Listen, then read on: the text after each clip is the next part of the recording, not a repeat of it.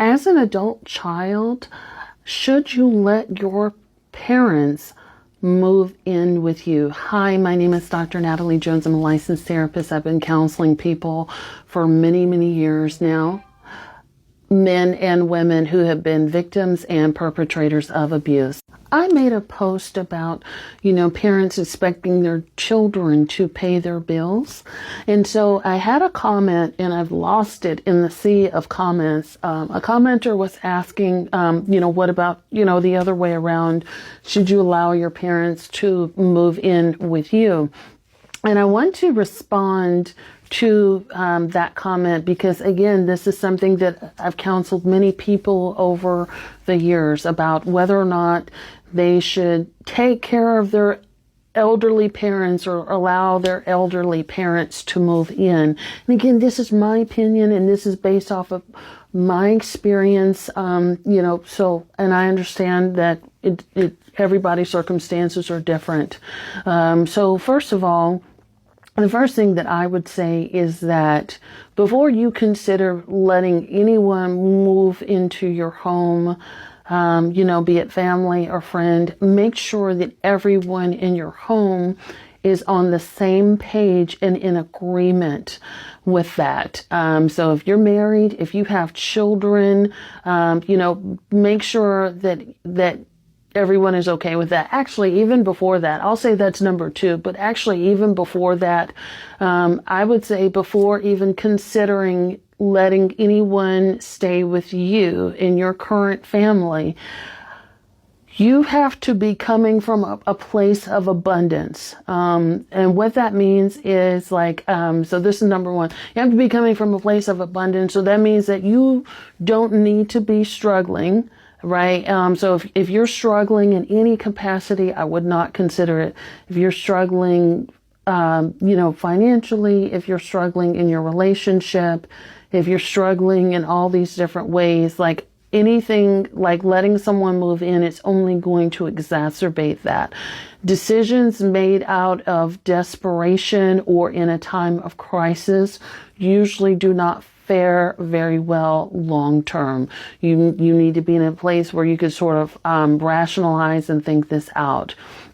So that's number 1. And I know that might sound bad, but anything made in crisis, 9.99 times out of 10, people are going to wish that they didn't make that decision. And I think number 3, if there's any sort of negative emotion tied to you and your parent, so if there's negative emotions such as anger, resentment, or even guilt. I think guilt is a common one where your parent is wanting to move in with you and you feel this sense of guilt and or obligation. Obligation's another one. So any of those, plus any other negative emotions, I would say no, because you're not coming from a place of abundance. You're not coming from a place of I want that person in my space. You're coming from a place where it's I don't feel good about doing it, but somewhere along the way, somebody told me it's because that's your mom or because that's your dad and blah, blah, blah, blah. And so I feel like this is the decision. I'm being forced to make a decision that I really don't want to make, and I really don't like what's being asked of me because there's something tied to it that comes with it, and I don't like it.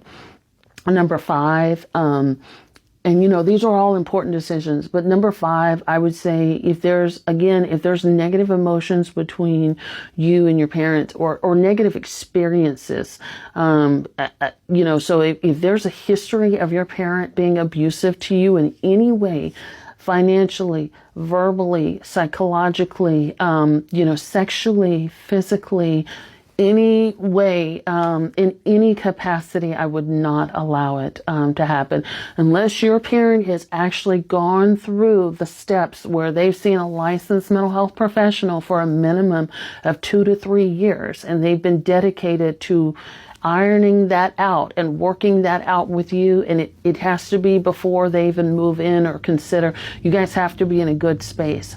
So a lot of times when, and it's not good for you to make a decision otherwise, because you might be making a decision based off of trauma where, and trauma is forced compliance, it's survival, and it's not in your best interest to do that.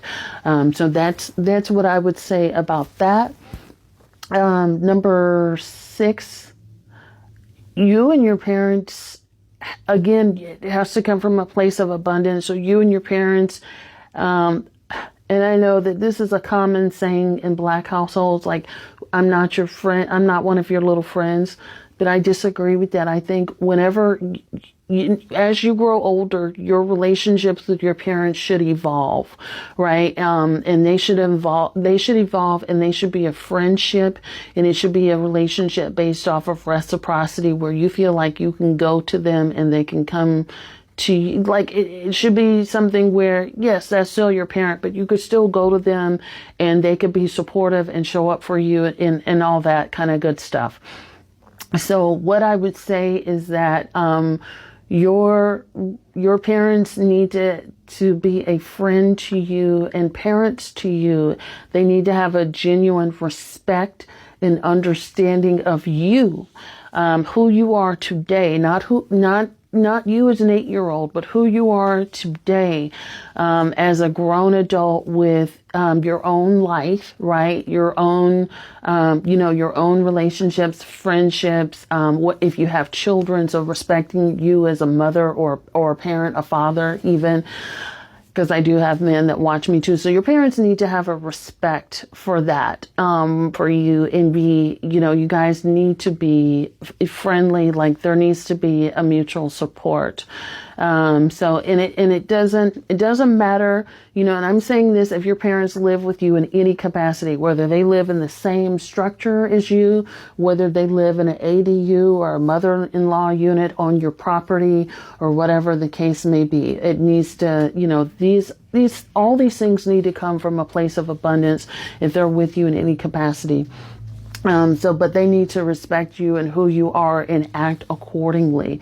So they need to also respect those boundaries, and vice versa, right? And it's not, I don't mean to say it to be in a condescending way, but sometimes parents want to come in your space, and want to still retain the authority as though it's their home, and they cannot do that. They need to know that this is your home, and that you are the authority in your home. And while you will be glad to offer them space, sorry, there's a fruit fly. While you may be glad to offer them space, it is still your home, and you are still the matriarch or patriarch or whatever in your home.